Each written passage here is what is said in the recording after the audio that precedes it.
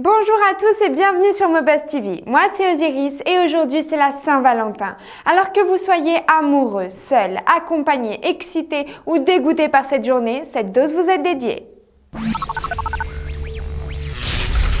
Commençons cette dose d'infos pleine de jolis cœurs tout roses avec une constatation.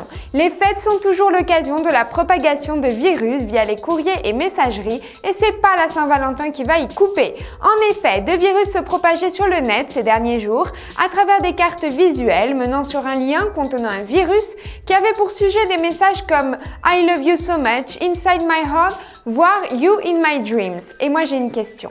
Ça marche ce genre de tactique? Enfin je veux dire, qu'est-ce qui envoie encore des cartes visuelles de nos jours?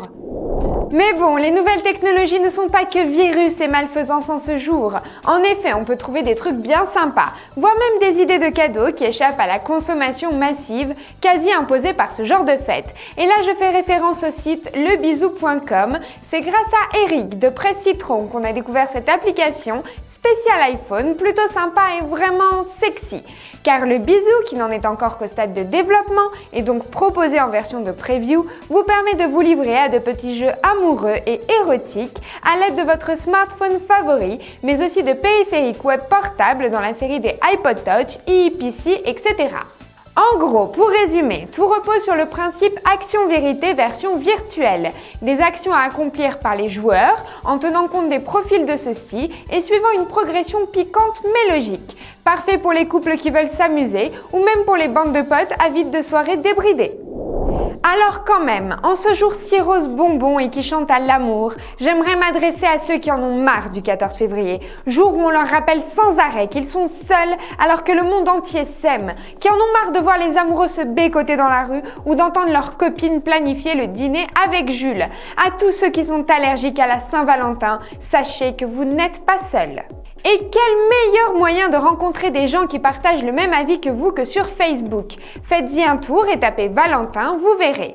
Que des groupes totalement anti-fêtes des amoureux. Je cite « Je hais la Saint-Valentin, seul pour la Saint-Valentin ça craint, etc. » Comme quoi.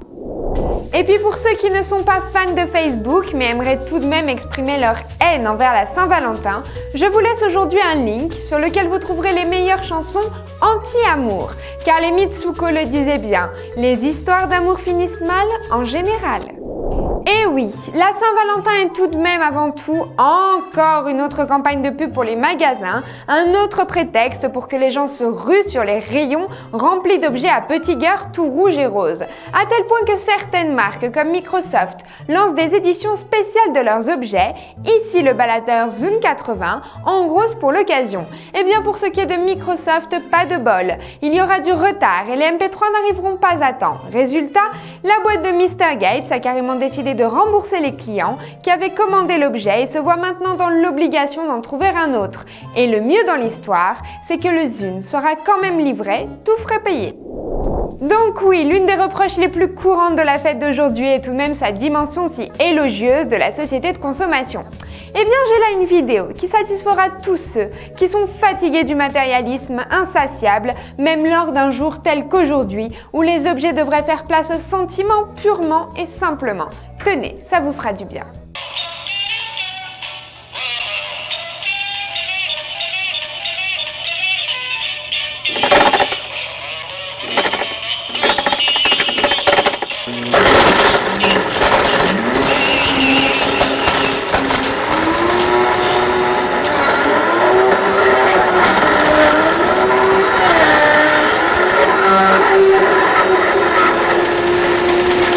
Bon, n'abusons tout de même pas, il y a des âmes sensibles qui nous regardent quand même.